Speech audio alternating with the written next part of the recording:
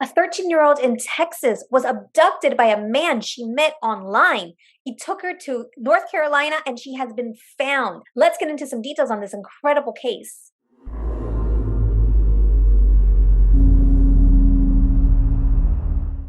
Empowering True Crime Alex here, and my mission is to be a voice for the voiceless, to help those who are missing, DV victims, survivors, and others who just aren't able to speak on their own behalf to get justice. And this was an incredible case. It turned out positively, and although the girl will still, of course, continue to have trauma, at least she was found, and she was found alive. So let's get into some details. I actually stumbled upon this press conference. It was held yesterday. Let's take a listen. Ready to go? Yes, sir. Sound good and everything? Perfect. Okay. All right. I'm Sheriff Richie Simmons, Sheriff of Davidson County. Thank y'all for being here for such a wonderful announcement. Things went very well for us Friday night on a very quick response. On Friday, March the 10th, approximately 6 p.m., the Davidson County Sheriff's Office was contacted by special agents with the Texas FBI Violent Crimes Task Force in reference to a missing 13-year-old female that was, we found out later, was taken from the area of Dallas, Texas. Dallas, Texas police were investigating the missing juvenile with the FBI's assistance. They were able to discover that the juvenile had been communicating with an adult male through social media chat platforms. The content of the chat was consistent with grooming and enticement, and he enticed her to actually leave the home where he picked her up in the area. Through investigative techniques that we used, it was determined that she was transported to North Carolina, in fact, into Davidson County in the Southmont area.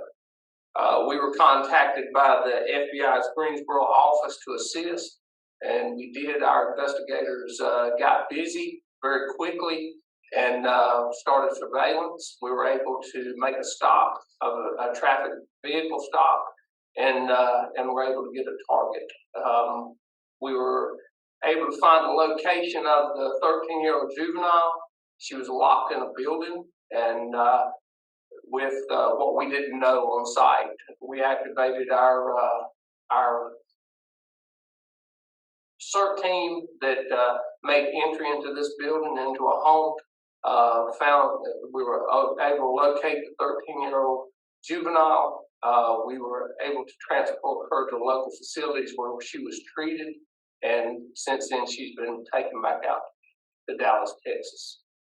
With me today, I have Detective Jonathan Todd, Sergeant of Detectives David Blake, Detective Dakota Dennis, Special Agent Spainhour with the FBI Greensboro office.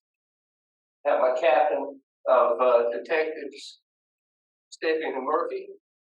Have the lead detective in this is Caleb Forrest, and my sergeant over our ICAC division is Sergeant Hurd.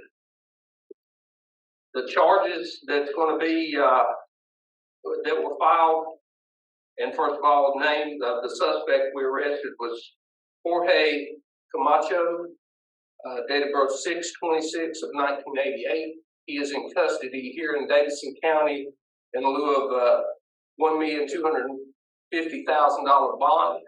Charges are child abduction felony, felonious restraint of a child felony, human trafficking felony, 2 counts of statutory rape of a child under 15, 2 counts felonies, 2 counts of statutory sexual offense with child under 15 felonies, and indecent liberties with a child. Again, he's being held at the Davidson County Jail. His first appearance is today at 2 p.m. It kind of is a resemblance. We had a case back in 2021 with a 14-year-old juvenile out of Denton, if you recall. This was and she was taken to a place out in Arkansas. We kind of got the reverse of this case, and we were we were the ones to be able to locate. So it kind of reflects on this. Messages we want to send out from the Davidson County Sheriff's Office is how dangerous these platforms, these chat platforms are. And as parents, they've got to wise up and see that the dangers for these kids, it just continues to go on.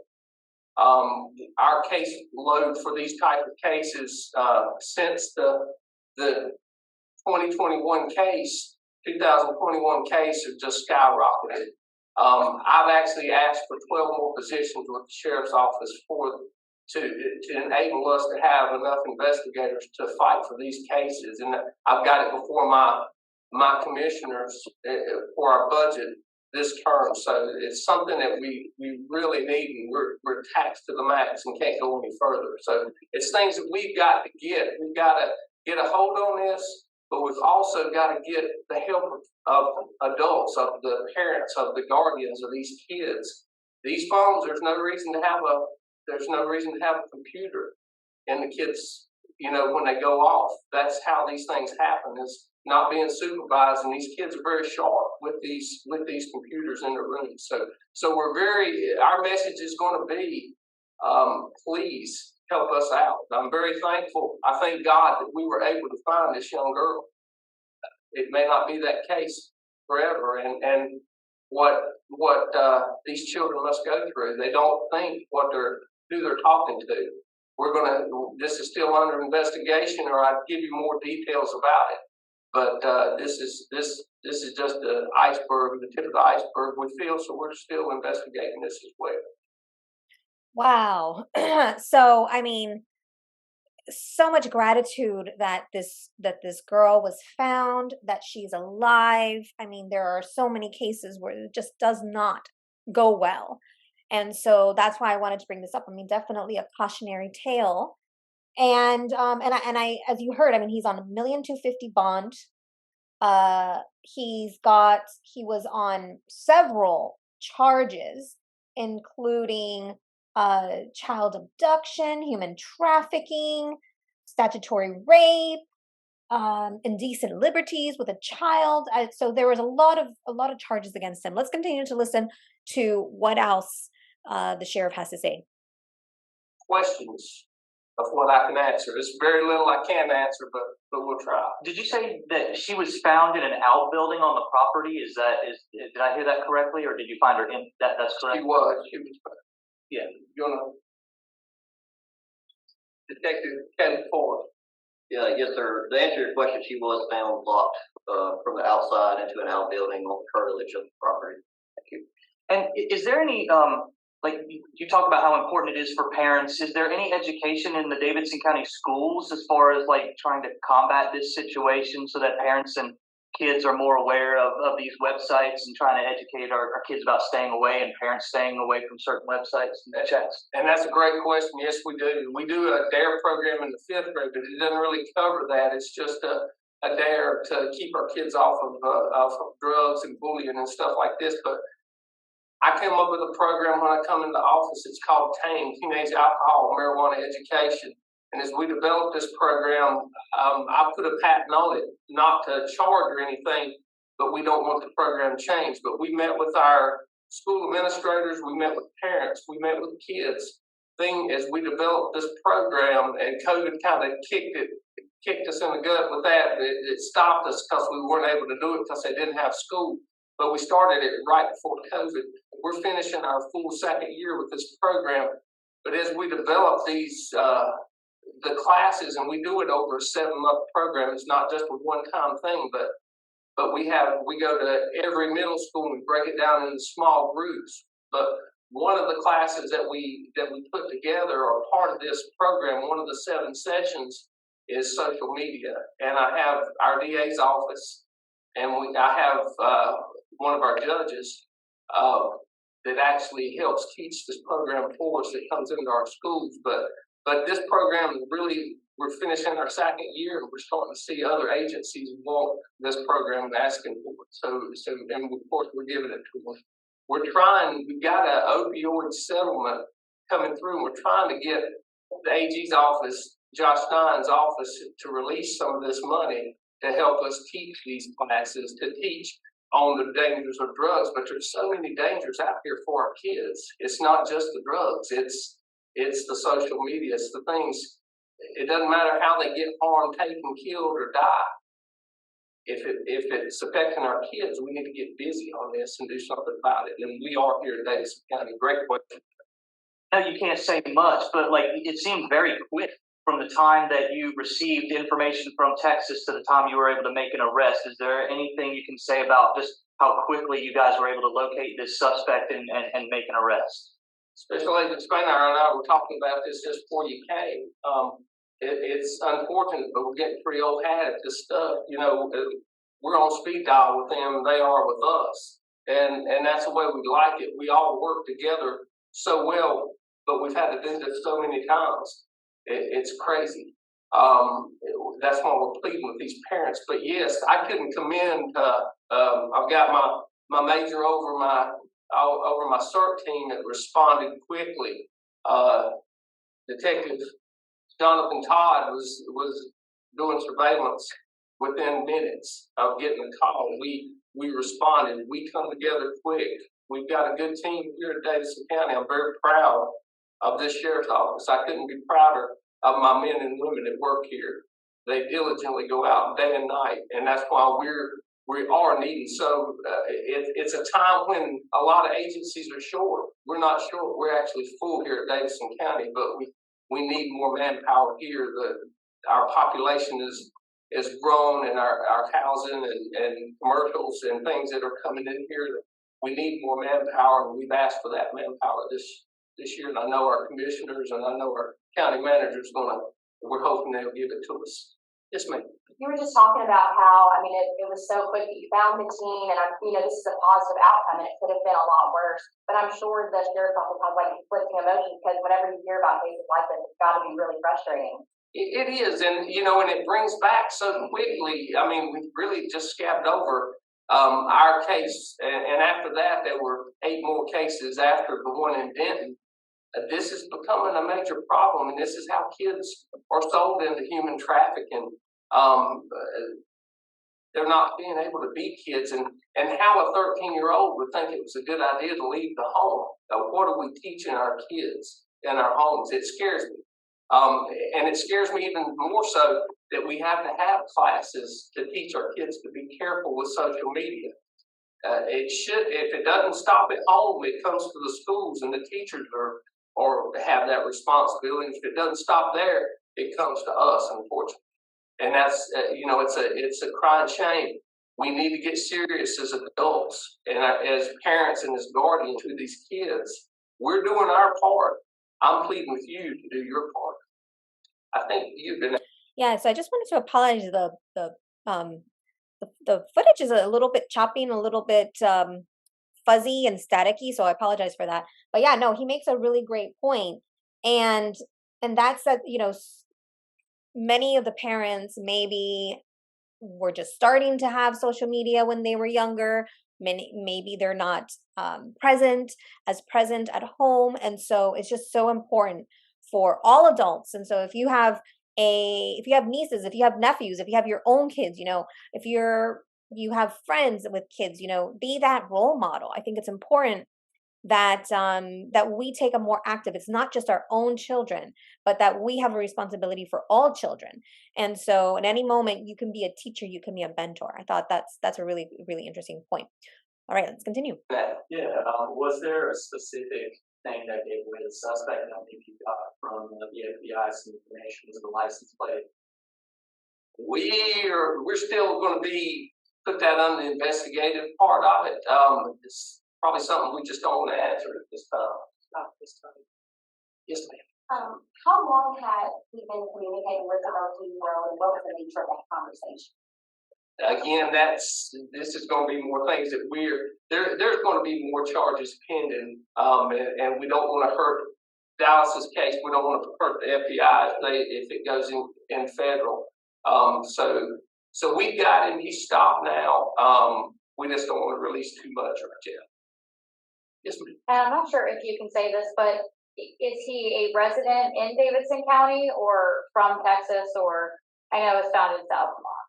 He's a resident. He was holding residence at this place where we located. Okay. Yes, ma'am. On a federal level, can we have you kind of talk to us about, the severity of these cases and maybe, the magnitude and how many you've been seeing and. As the sheriff indicated, I'm Supervisor A Senior Resident Agent Philip Spainhour. I'm the supervisor for the Greensboro FBI office as part of the Charlotte field office here in North Carolina. Again, I can't speak to the investigation, as the sheriff has alluded to. It's ongoing. It involves multiple agencies on a local, state, and federal level in multiple jurisdictions. I just want to say that I do appreciate greatly the partnership we have with the Davidson County Sheriff's Office, as the sheriff alluded to. Unfortunately, we've had to work on these types of cases together many times now. But that relationship and partnership that we have with the sheriff's office was key to how quickly we were able to react to the information that was passed on to the FBI late Friday night that we shared with the Davidson County Sheriff's Office. They reacted to it immediately. And obviously, as the sheriff indicated, we had a very successful outcome where we were able to recover the juvenile successfully and safely, as well as apprehend the suspect. I mean, this is just the best possible outcome. The child is alive and safe. I mean, of course, unfortunately, she went through some horrors, but at least she is alive, and wasn't harmed in the process of rescuing her. And the suspect was apprehended. He didn't, shoot her or shoot himself or shoot anybody else. I mean, best possible outcome. And you saw that there are so many charges against him, and they indicated there are more charges pending. So, wow. Okay, let's continue. Any other questions? Yes. Do you know if the suspect has a history of being a child predator or any other sex charges? I don't think we're going to release that right now. Let's hold off on that. Thank you. Yes, sir. We have the location of where she was found. It's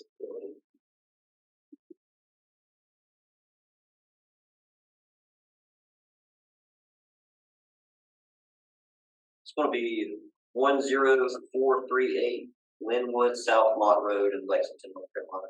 Got it. It was outside the home. It was on the curtilage of the property. It was on the curtilage in the outbuilding. It's where we located her in a lock. She was locked in that building and couldn't get out. Can you spell his last name? Yes.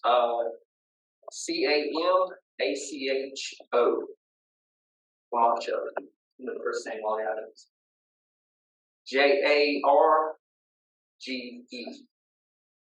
Date of birth, Jorge Camacho. Date of birth is 6/26/1988. And I know that the warrant said that she was picked up from a car. We wanted to find out, was she flown here or did the suspect go to Texas and pick him up? Steps.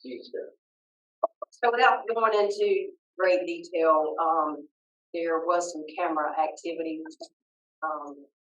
that we were able to locate his vehicle in the general area of where she was located and then brought back here.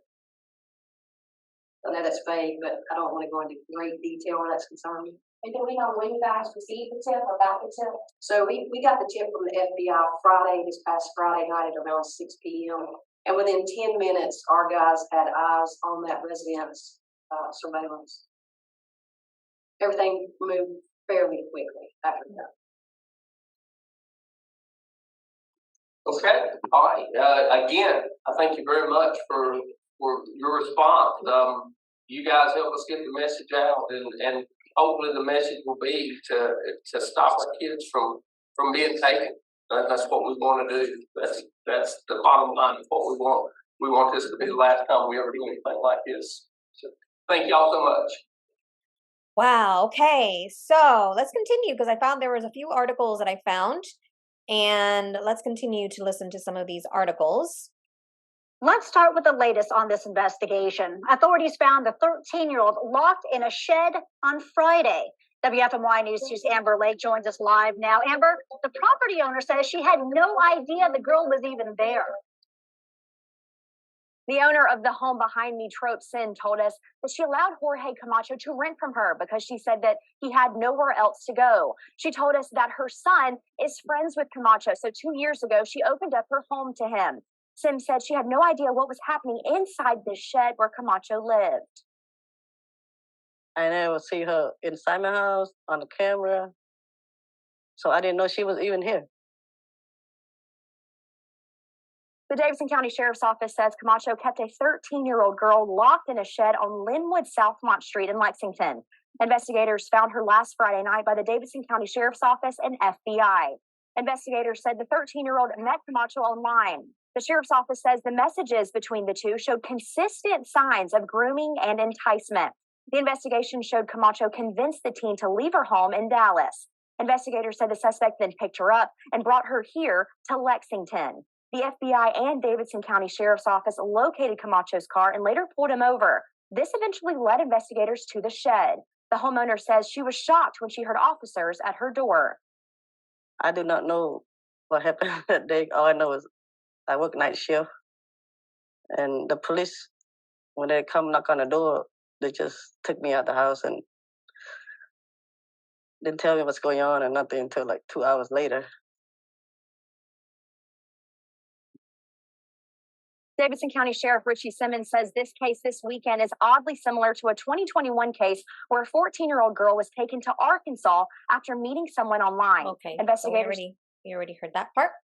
Okay. So what she said is that was the owner's son was friends with Camacho. So very interesting. He had nowhere else to go. So she was kind and she gave him this shed and she had no idea that anybody was in there. Amazing. Okay. Wow. So let's listen to this. This is the one, I think this one had the daughter, I'm sorry, the mother speaking. Nearly 1,100 miles from Dallas in Lexington, North Carolina. It was very stressful and scary. Inside this locked shed, Heartbroken, very scared for her life. police found this mom's 13-year-old daughter missing since March 1st, abducted and sexually assaulted, police say, by this man, 34-year-old Jorge Camacho. We're hopeful to see her again, and thank God that was the case. The teen last seen at these apartments in Dallas. Her mother, who we're just calling Estella to protect the teen's identity, immediately knew something was wrong when her daughter couldn't be found. My mind ran with all types of, God, where is she? But Estella knew her daughter was a gamer and decided to check her Discord, a popular messaging platform many in the gaming community use to chat with friends. In it, police and the FBI say they found messages from Camacho that were, quote, consistent with grooming and enticement. Estella tells us the teen met the 34-year-old while playing a game online. You know the risks, which we did talk a lot with her. Yeah. But, this happened. It was something awful. After police matched Camacho's car with one seen in security footage in Dallas near the apartments, they found the teen locked inside the shed, which has a mattress, a TV, and cabinets. Like, that's where he stayed. Like, that was his place, like his room. Others who live on the property say the shed was where Camacho lived, his, quote, room. They also say they didn't know the teen was here. Didn't even, seem suspicious or anything, I thought he was a pretty cool dude. Back in Dallas, Estella's daughter now home and safe. We're gonna work together, get as much help as we can to grow stronger as a family. But a warning to other families about who your children talk to online. Wow, yes, definitely a cautionary tale. Oh, amazing that she was found. Let's see if we could do a Google Map search.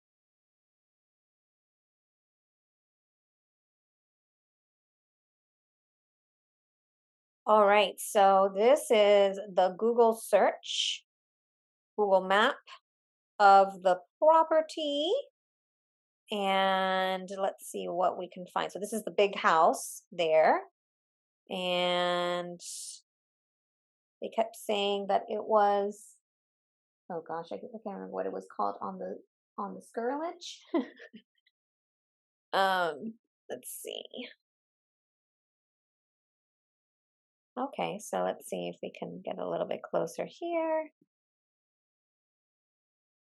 Maybe one of these buildings right here. Oh, let's go this way.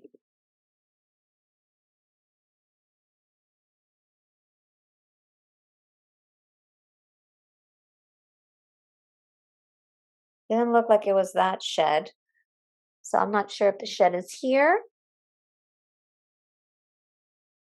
Maybe there was another shed back there, or maybe that is the shed, but it didn't look like that. It looked like a very, very small shed that he was using. I mean, how he even lived there with another person, my goodness. All right, so let's see. I mean, it looks like it's a quasi-rural area. So, but there were other people living on that property. So, my goodness. I mean, I know it wasn't a very long time that she was there. And he probably, I mean, who knows? Maybe he drugged her so that she couldn't scream or what. I mean, I don't know. It was saying he was charged with human trafficking. So, and of course, abduction. So maybe there was something, maybe he did something, and we all know that unfortunately that to get somebody to not scream if he didn't kill her, what other ways are there to subdue somebody? It's a very, very unfortunate case. However, she was found. So this is wonderful, wonderful news that she was found. And just to recap some of the details of the case, it was a 13-year-old girl who was chatting with a man on Discord, which is a gaming, it's a chatting platform that many of the gamers use to chat with their friends. She happened to be a gamer. She talked to this man. I'm not sure if she actually knew how old he was, but he happened to be 34-year-old. His name is George Camacho, or Jorge Camacho. He is 34 years old. And it said that the language in the messages were consistent with grooming and enticement. So he was, he enticed her to leave her home. He picked her up, and he ended up taking her to North Carolina. So he was in Texas, and they ended up going to North Carolina. And as soon as the FBI gave them the tip to the Davidson County Police Department, Sheriff's Department there in North Carolina, within 10 minutes, there was surveillance on him. They had a traffic stop. They were able to locate the target. And then eventually they ended up finding where he lived and where she was located. So they rescued her, and she was taken to the hospital to get medical services. And she is now back in Dallas with her family. The suspect, Jorge Camacho, is on $1,250,000 bond, and he's got several charges, including R of a child, statutory R rather. What were some of the other ones? Human trafficking, abduction, and that there's more charges pending. I mean, depending on what he did to her, if he hit her, then that's, battery, assault and battery. Obviously we know that there was SA involved, and if there was a weapon, I mean, we don't know all the details, and they're not using all of that information. They're not releasing all of that information yet.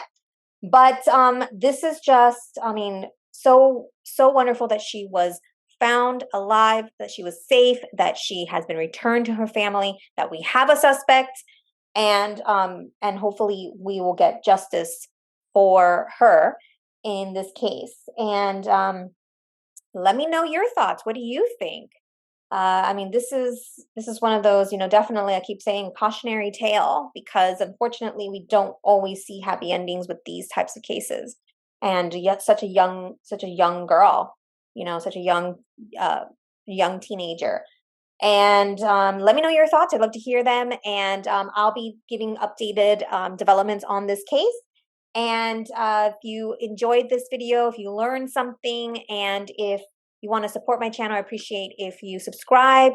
And if you did enjoy or learn something from this video, I appreciate it if you like.